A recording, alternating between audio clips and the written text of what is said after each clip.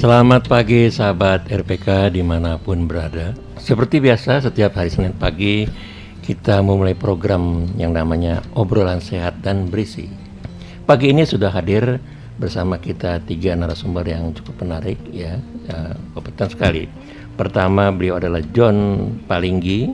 Beliau adalah seorang pengusaha. Beliau juga tokoh masyarakat, khususnya bidang kesetaraan. Baik, kita sapa dulu satu persatu ya. Selamat pagi Pak John. Selamat pagi, salam sejahtera. Yeah. Kalau ada yang mendengarkan lainnya, Assalamualaikum warahmatullahi wabarakatuh. Demi nama Bapa, Putra, dan Roh Kudus. Om Swastiastu, Namo Buddhaya. Yeah. Salam dalam kebajikan Wete Utung Tien. Khusus bagi yang merayakan Imlek, saya sampaikan selamat tahun baru Imlek 2574. Kong Hi Pacai, Xin Yan Kuai Le, Nian Nian Yu I, Wan Seru I. Semoga kemakmuran, keberuntungan, sehat walafiat selalu menyertai saudaraku sekalian sepanjang tahun kelinci. Amin. Amin. Ya, sudah datang juga di sini putri dari Dayak ini, Ibu Mbak kita Leli Hendrawati Tundang SSMM. Beliau adalah Ketua Umum Gerdayak DKI Jakarta. Kita sapa dulu. Selamat pagi Mbak Leli. Selamat pagi. Iya, apakah kita sudah bisa berhubungan dengan Bang Teras Narang? Oh belum ya, sambil menunggu. Ya. Selamat pagi Pak. Iya.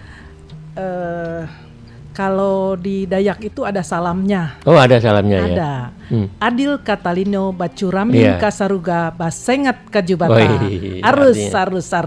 Yang artinya kita ada 3 pilar itu, yang mana Dayak itu kita harus adil kepada sesama manusia, kita harus bercermin ke surga, nafas hidup kita berasal dari Tuhan. Dan selamat pagi untuk permisa narasumber yang Pak John. Terima kasih.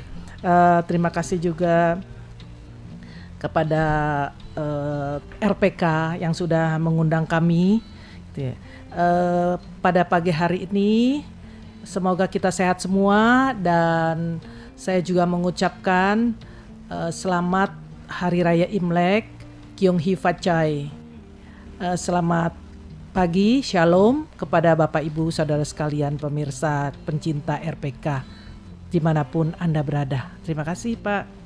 Iya, sambil kita menunggu Bang Teras Narang ya. Tadi sudah kontak tapi belum nyambung ke Skype-nya. Saya bacakan dulu prolognya ya.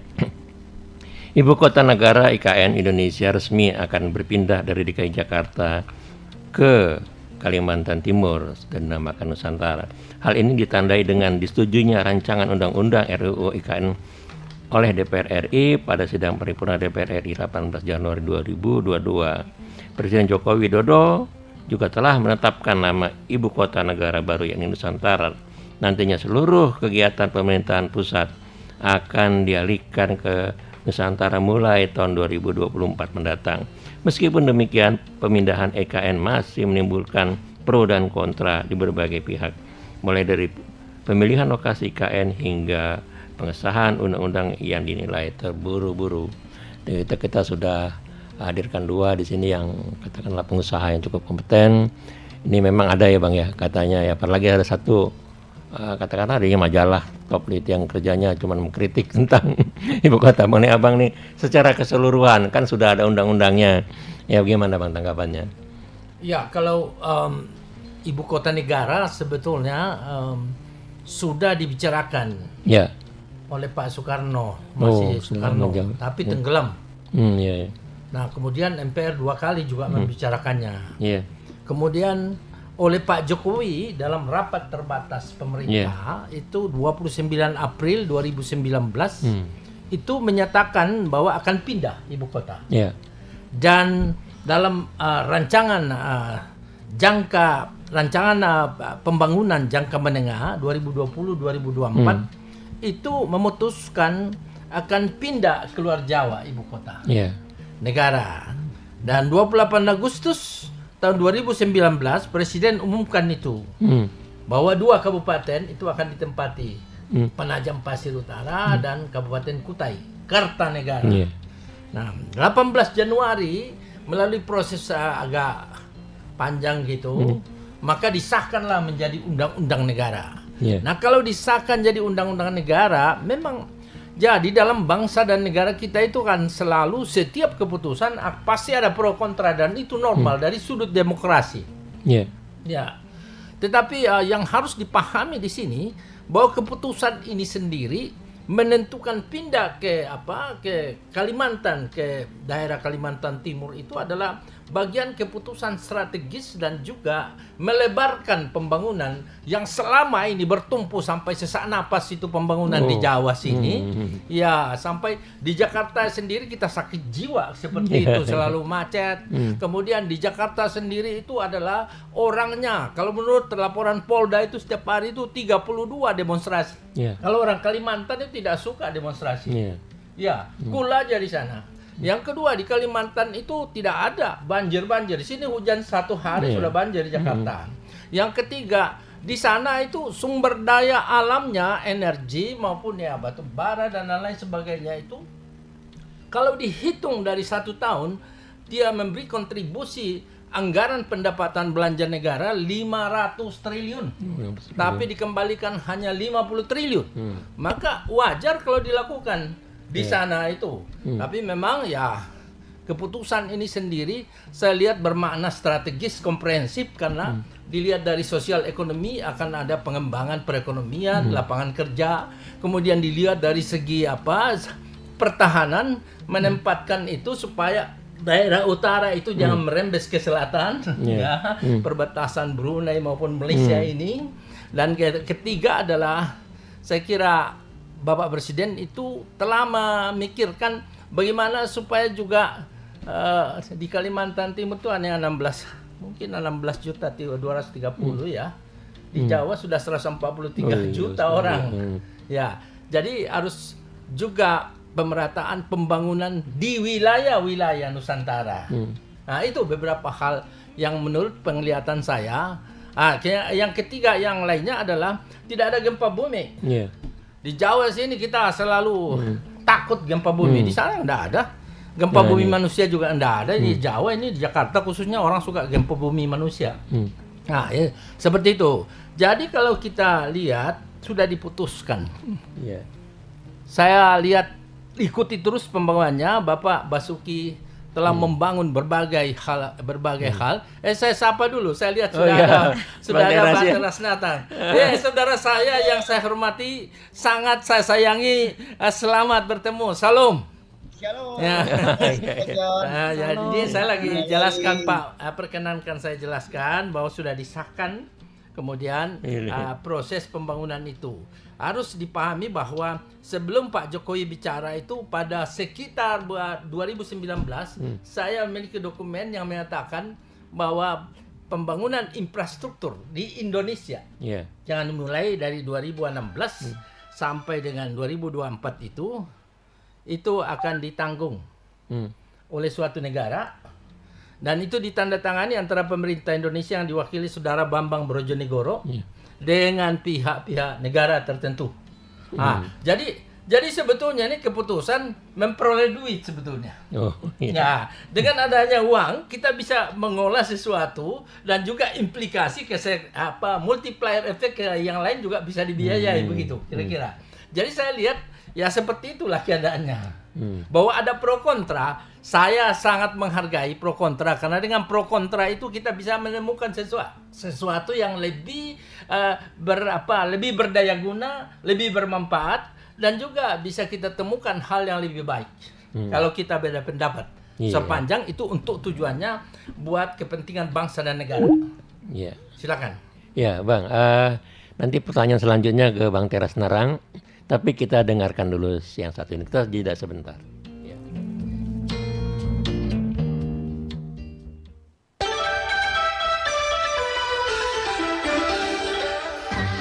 Saya Bambang Susatyo, Ketua MPR Republik Indonesia, mengucapkan selamat tahun baru Imlek 2574. Kongzi, Kong Hi Sin Si, Won Si Rui kepada umat Konghucu dan seluruh warga bangsa yang merayakan.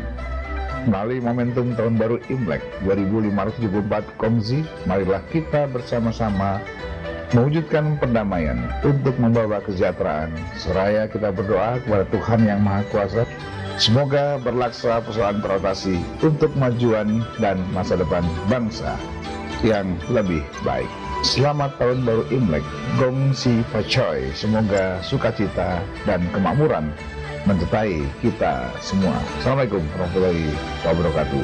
Sanzai.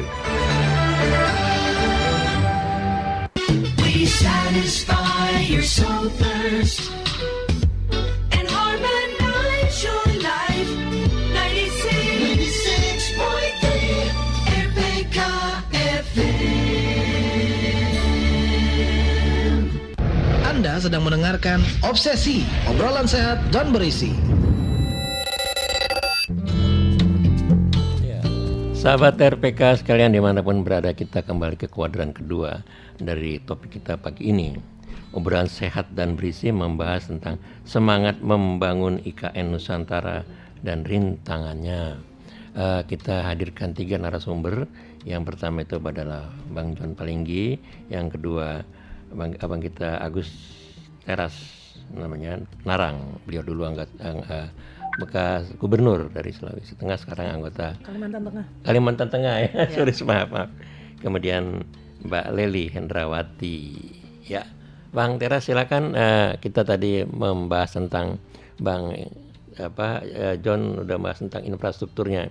Nah, kita melihat di sini sudah hampir jadi. Nah, apakah nantinya ini menjadi kekhususan seperti Jogja itu kan dijadikan daerah khusus, kemudian Aceh ya. Apakah ini nanti khususan juga gitu, seperti otoritas Batam? Silakan Bang. Iya, terima kasih. Ya. Saya kasih salam dulu sama Pak John. Iya. Apa kabar Pak John? Lama nggak ketemu Pak John. Kabar, saya super sehat dan doakan juga selalu sehat bersama keluarga. Terima kasih, amin. Itu ada Mina Leli di situ. Ada Mina Leli. Mina saya.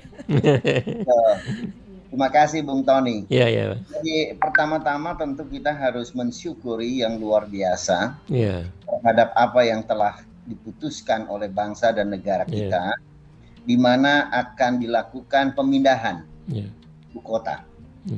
Dan pemindahan ibu kota ini bukan hal baru bagi bangsa Indonesia, karena Bung Karno sudah pernah menyampaikan di tahun 57. Beliau pernah menyampaikan bahwa beliau merencanakan untuk membangun ibu kota di kota Palangkaraya. Karena beliau pada saat itu berpandangan bahwa kota Palangkaraya itu the center of the Indonesian. Jadi kalau dari Sabang sampai Merauke, memang pada saat itu Papua masih belum kembali ke negara Ibu Pertiwi. Nah, beliau sudah mempunyai ide itu. Nah, ide beliau kemudian dilanjutkan oleh beberapa presiden, termasuk diantaranya Pak Susilo Bambang Yudhoyono, Pak Soeharto sebelumnya, dan kemudian terakhir oleh Pak Joko Widodo. Dan saya kebetulan adalah perwakilan dari Dewan Perwakilan Daerah Republik Indonesia yang dipercayakan ikut membahas undang-undang tentang ibu kota Nusantara. Nah, undang-undang ini tiada lain adalah merupakan suatu legalitas di dalam rangka untuk kita melaksanakan pembangunan di ibu kota Nusantara ini. Dan kita harapkan pembangunan ini tentu akan membuat adanya pemerataan dari segala bidang. Bukan hanya bidang ekonomi, bukan hanya bidang keuangan, juga berkenaan dengan ideologi politik, sosial, budaya, pertahanan, keamanan, disebut hankamnya. Karena apa? Karena kalau kita melihat dari segi geopolitik, geostrategis, ini luar biasa. Apalagi kalau kita melihat himpitan-himpitan dari beberapa samudera yang ada di dunia ini. Dan ini harapan kita dan kemudian target dari pemerintah ini sudah berjalan. sudah berjalan dan sekarang sedang melakukan proses pembangunan, karena diharapkan pada saat nanti 17 Agustus 2024 kita sudah merayakan hari kemerdekaan kita di situ.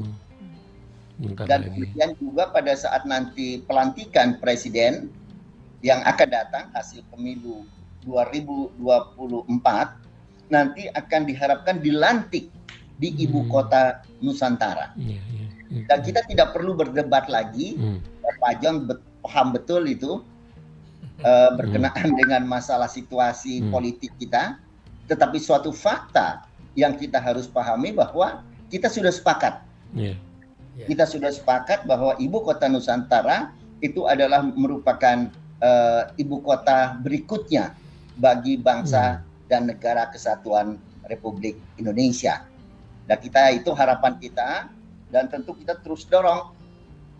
Harapan saya juga RPK untuk juga terus mendorong agar kiranya pembangunan yang dilaksanakan oleh pemerintah ini dapat terlaksana sesuai dengan jadwal yang sudah ditentukan. Memang sebelum saya akhiri, memang pembangunan ini tidak bisa seketika, takes time ya. Jadi, ini memakan waktu yang cukup lama dan kita harapkan nanti di 2045 100 tahun negara kesatuan Republik Indonesia itu sudah bisa terwujud secara keseluruhan. Nah, kita doakan saja agar kiranya komitmen bangsa ini terus berkelanjutan, terus ada kesinambungan, dan ini adalah milik kita bersama tanpa membedakan suku, tanpa membedakan agama. Ini adalah negara kita. Adapun mengenai masalah bentuk, kita tidak perlu berdebat karena memang ini merupakan daerah khusus ya. Ini daerah khusus ibu kota, dan Undang-Undang Dasar 45 pun sudah membuka di negara kita ini ada daerah istimewa, ada daerah khusus. Nah, dalam hal ini adalah ibu kota negara. Adapun bentuk otoritanya itu adalah di dalam rangka untuk pembangunan. Tapi for the next mungkin sudah tidak ada lagi otorita karena semuanya sudah terwujud. Yang ada cuman ibu kota Nusantara. Terima kasih. Terima kasih Bang, baik ya. Nah, sekarang saya ke Mbak Lili. Tadi dikatakan bahwa Bang Teras Narang, Bang John Palinggi ini menelakkan batunya. Sedangkan Mbak Lili ini generasi muda yang nantinya akan menikmati. Silakan pendapatnya. Ya, terima kasih Bung Tony, Dr. Teras Narang dan Dr. John Palinggi, dan pemirsa dimanapun berada. Jadi gerakan Dayak Nasional ini adalah Gerdayak itu adalah gerakan pemuda-pemudi Dayak. Nah, jadi saya lebih sebenarnya saya bukan pemuda, tetapi saya lebih senang gitu. Berjiwa muda. Berjiwa muda dan mengayomi anak-anak muda ini supaya ke arah yang positif dan benar, dan mereka mengerti kebinekaan, mereka mengerti bagaimana itu Pancasila, kesatuan Nusantara Indonesia. Itu harus diarahkan, Pak. Karena kalau tidak nanti lupa gitu. Jangan sampai kita sebagai bangsa Indonesia kita lupa bahwa kita orang Indonesia. Nah, dari itu kami ini dari pemuda-pemudi yang saya mewakilinya, Pak, ikut serta membangun dan senang dengan adanya IKN ini berada di Kalimantan Timur, dan kita siap untuk sama-sama turut serta membangun Nusantara. Apapun rintangannya, dimanapun itu selalu ada pro dan kontra. Tetapi begitu sudah ketok martil, itu adalah ibu kota negara kita, yang mana kita harus dukung penuh di situ, Pak. Jadi sebagai pemuda-pemudi Dayak kita bersatu dengan pemuda-pemudi yang lainnya, bahwa itu adalah bukan Kalimantan Timur lagi, walaupun berada di Kalimantan Timur, itu adalah ibu kota negara Nusantara. Terima kasih. Iya, baik. Apa kita lanjut? Apa kita break dulu nih, Bang? Lanjut aja. Lanjut. Sorry. Kalau perlu break nggak apa-apa, silakan Tom. Lanjut aja biar anget nih. Sorry. Oh ya. Cuman 2 menit lagi. Oke. Silakan. Menambahin. Ya, Bang. Boleh seizin? Iya, silakan, John? Bang. Iya. Silakan, Bang. Mohon maaf Pak John. Jadi begini. apa yang dilakukan ini prinsip utama bagi kita. Kita sudah no complaint, no objection. Jadi itu adalah suatu realitas hukum, itu adalah realitas berbangsa dan bernegara kita, dan ini adalah merupakan suatu kesejarahan dari bangsa kita. Dan sekarang kita berpengharapan, kita berdoa agar kiranya Ibu Kota Nusantara ini segera terwujud, dan kemudian tanpa kita membeda-bedakan, walaupun saya sebagai suku Dayak, dan kemudian Ibu Kota Nusantara itu di Kalimantan, saya tidak melihat lagi itu, tapi yang saya lihat adalah ini milik bangsa Indonesia. Ini milik bangsa Indonesia, jadi artinya siapapun kita harus berperan.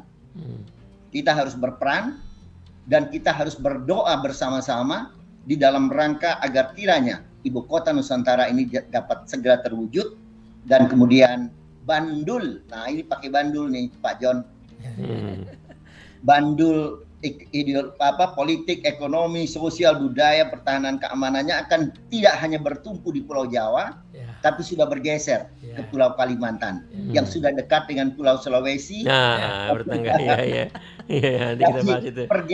Pergeseran ini kan adalah bagian pertimbangan kita di dalam melihat, memperkuat geopolitik kita. Geopolitik kita, dan makin memperkuat lagi bahwa negara kita adalah negara maritim. Jadi kita tidak membedakan dimanapun kita berada, kendati pun kita dari Sabang sampai Merauke, Miangas, Pulau Rote, itu sepertiganya daratan, 2/3 lautan. Nah, tetapi dengan Ibu Kota Nusantara kita mempersatukan, mempersatukan bangsa dan negara kita. Demikian Bung Tony, terima kasih. Mohon maaf saya terlambat.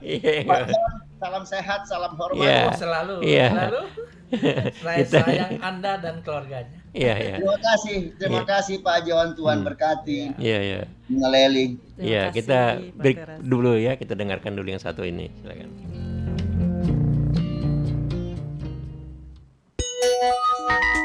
Jam di studio kami menunjukkan pukul 9:30 waktu Indonesia Barat.